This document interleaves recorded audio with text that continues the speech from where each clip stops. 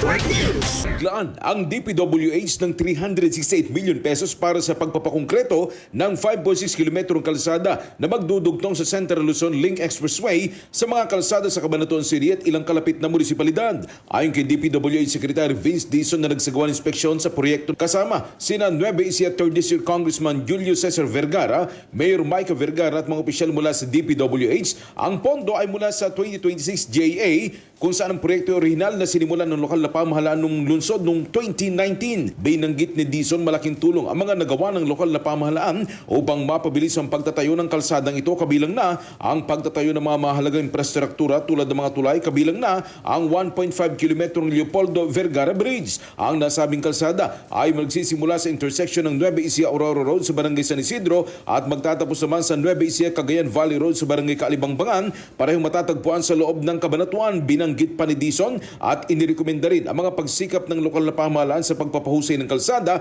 kabilang ang road grading at paving works na kanilang isinasagawa. Kasama mo sa RMN Nueva Ecija, Radyo Man Ace Blanca, Tatak RMN. RMN Network News.